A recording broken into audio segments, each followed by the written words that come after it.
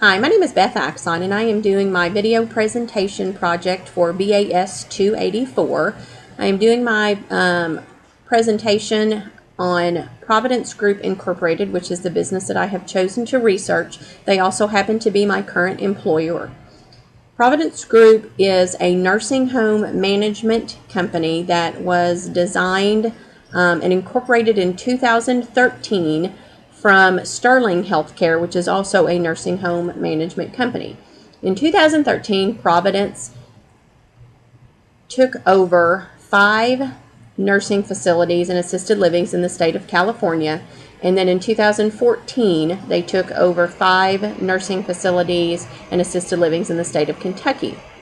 I was working for a previous employer when Providence took over, and so I've been with the nursing home facility for several years, but only with Providence since March of 2014. I am an accounts receivable analysis for Providence, which means that I handle all of the financial aspects of their business for 2 of their Kentucky nursing facilities. When Providence took over in March of 2014, they opted to decentralize their corporate office. And so I went into one of their nursing facilities, which is located here in Lexington. And so that is what led me to want to research this particular company, because I've always seen it from a corporate standpoint and wanted to be able to see how it ran from a nursing facility standpoint, and actually being in the facility and seeing the interaction between the family members and the residents, and being able to answer their questions and attend the meetings and learn as much as I possibly could about the business. Providence has several types of nursing facilities that they do. They do assisted living, they do skilled nursing, home health, as well as hospice. However, within the Kentucky region, assisted living and skilled nursing facilities are the only ones that they currently manage. They also do, within their facilities, they do rehabilitation units, Alzheimer's units, adult daycare, and then long-term care. The difference between long-term care and short-term care would be that the rehabilitation aspect would be considered short-term care, because an individual is there to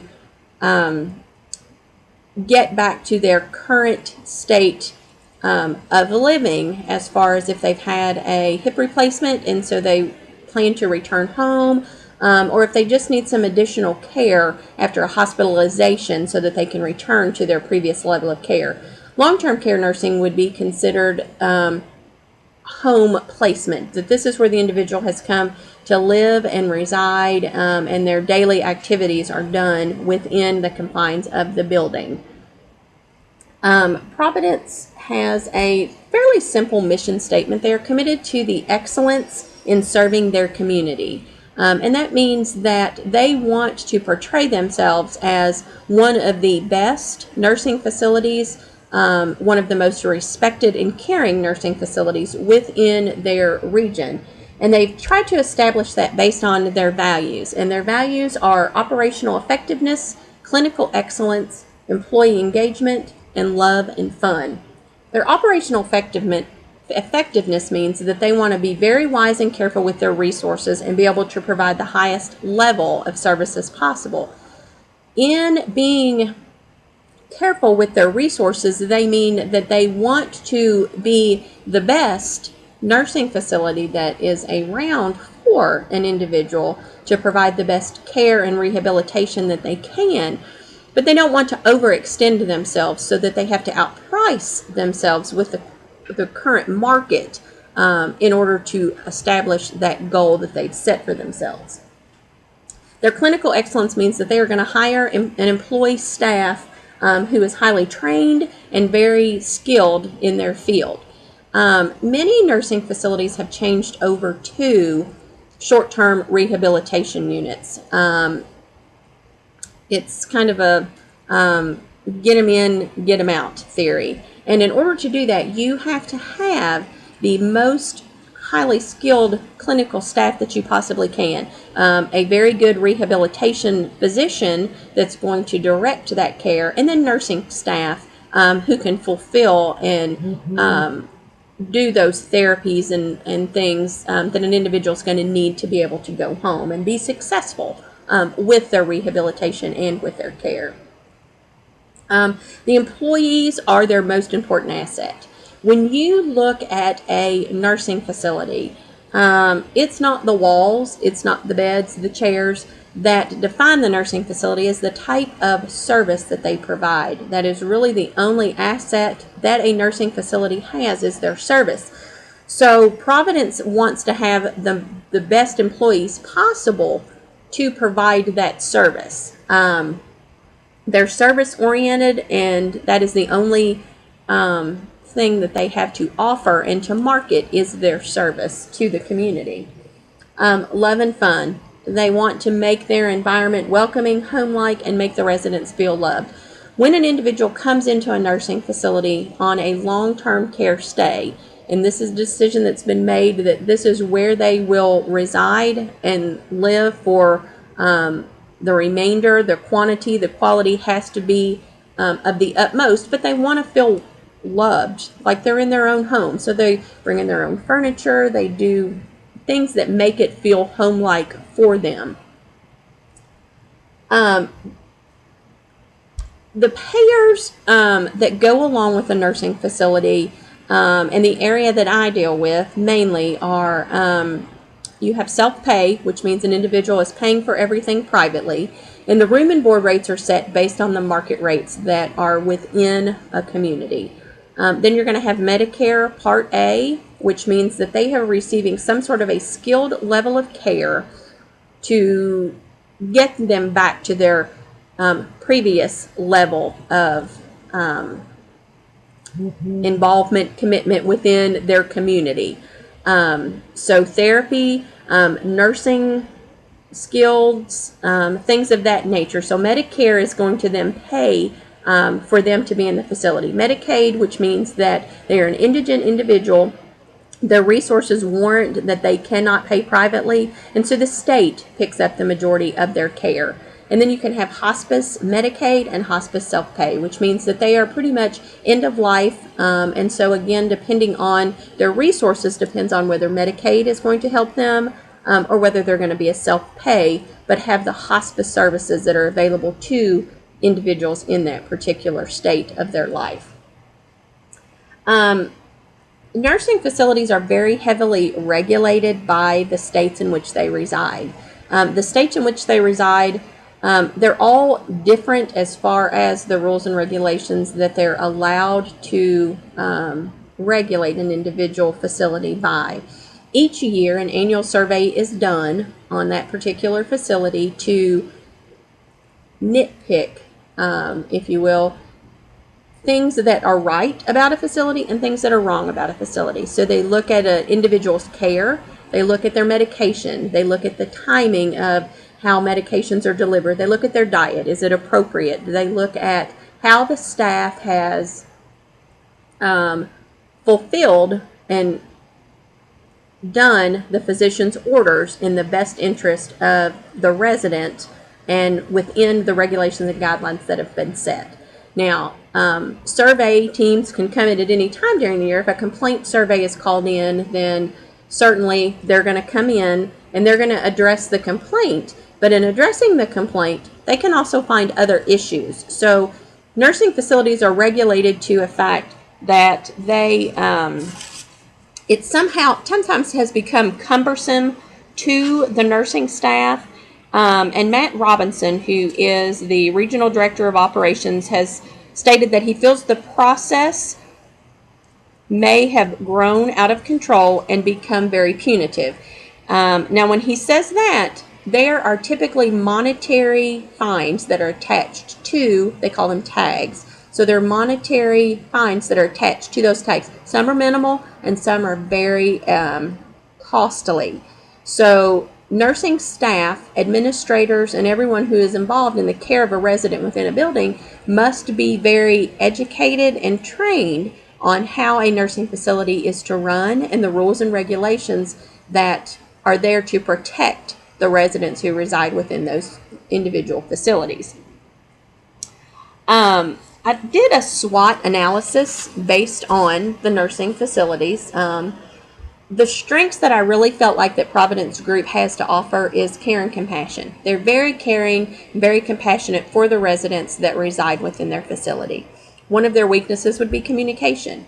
As a member of their management team, looking from the outside in, because being a corporate employee, their communication style seems to be lacking, in my opinion, to make sure that all of the staff is aware of changes that have arisen, residents who are going to be admitted, and things that are very important for the staff to know to be able to fulfill their jobs. Opportunities, there's internal growth and promotion abound. They have just promoted their receptionist to their payroll director.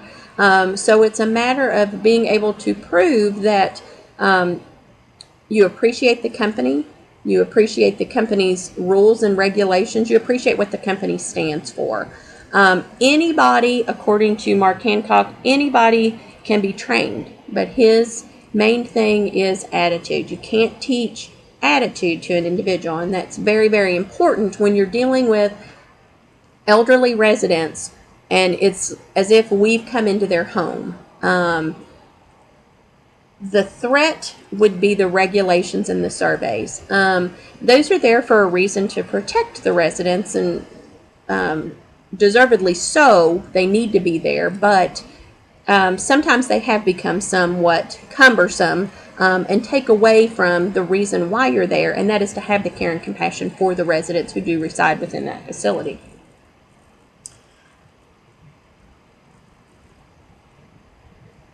Employee benefits. I have the employee handbook, and it is quite lengthy. In the survey that I did with many of the employees, they felt like that the employee handbook, and it's just for the state of Kentucky, because California is going to operate a little bit differently, they felt it was very user-friendly. It provided all of the information that they needed as far as benefits that the company provides. One of the things that they did mention is that the company's benefits on insurance and things were very lacking. With the high cost of health care and different things, they've gone with a self-funded policy, which for some individuals with families is not very beneficial. But that was the only real downfall that they had where the employee benefits came into play. The employee handbook is very detailed, and there really is no question as to what the expectations are of the employee by a company, but also the benefits that they've laid out for their particular employees. They offer health insurance, life insurance, short-term disability, long-term disability, vacation, and sick time. I attend meetings within the company quite often. An example I'm going to give you is a meeting that I attended this morning with a family who has their mother in the facility, and she's an elderly lady, and they are at a crossroads as to, do we take mom home? Do we leave mom in the facility? And if we take mom home, who will care for mom? So this is where the care and compassion is going to come in, because the family has a very difficult decision that they have to make at this stage in mom's life. Mom was at home previously. She had a decline, went to the hospital, and has come back in to get some rehabilitation to take her back to the quality of life that she had previously. My role in it was to advise the family on what the next step was going to be if they chose to keep mom in the facility. What's mom's payer source going to be? What does mom's finances look like? And give them some guidance and direction so that they have a little bit of time to prepare, and as a family sit down and decide where mom needs to be at the next phase of her life. Many times those decisions are very difficult for families to make, and so as a facility, again, when service is the only thing that we have to offer, the service-oriented part of our jobs is to make sure that they are very well informed and very well educated on how things work within a nursing facility. And then if they decide to take mom home, what their options are outside of a nursing facility. There are social workers within the facility who have many outside resources to be able to assist families, as well as schedule doctor's appointments that they need while they're in the facility or if they're out of the facility.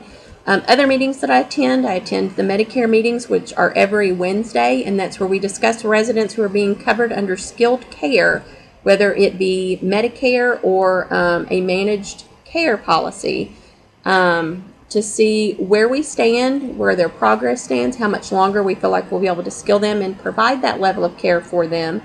And then to make sure that we know what the family's wishes are, their goals. Are they short-term, are they long-term, and what do we need to do to be able to assist them with that? Nursing facilities originally started out as kind of a place to go to die. I did a little research, and an almhouse is defined as a privately financed home for the poor. It's not that way anymore. In today's society, 6% of older residents live in some sort of an equipped residential facility, whether that be a nursing facility, an assisted living facility. It's not considered an old folks home anymore. They're very upscale, very pretty facilities, and they're not just for the poor anymore. They're for elderly individuals who can no longer care for themselves and need that extra assistance to be able to go on and have that quality and quantity of life that they desire to have. Many individuals that are there are husband and wives, and so they reside together, and they're allowed to eat meals together and still have that life with each other. And so that is a care and compassion that is extended to spouses in that particular. Families are very welcome in the facility. They do Thanksgiving meals, they do Christmas meals. Families are welcome to come and visit at any time. I didn't really find a lot of negatives from staff members regarding Providence Group. I found that everyone was very pleased with the takeover of their ownership. The previous company had owned these Kentucky nursing facilities for nearly 40 years. And so several of the staff that was there had been there for close to that same time frame. Providence came in and they continued with the same care and compassion, with the same mindset and goal that the previous owner had. They just wanted to expound on it just a little bit so that they could bring in more of the short-term rehab, and so that they could allow residents to be able to get the rehab they needed to be able to return to their homes and have the quality of life that they chose to have and that they had previously. Mark Hancock is the Chief Financial Officer and pretty much runs the Kentucky facilities. And Mark, I think, summed it up best when he said, "Healthcare is a service industry. It is a life's work for us. It is nice to make a difference in people's lives." So the conception of a nursing facility, in my mind, is completely different when you're looking at it from the inside as opposed to an individual who's looking at it from the outside.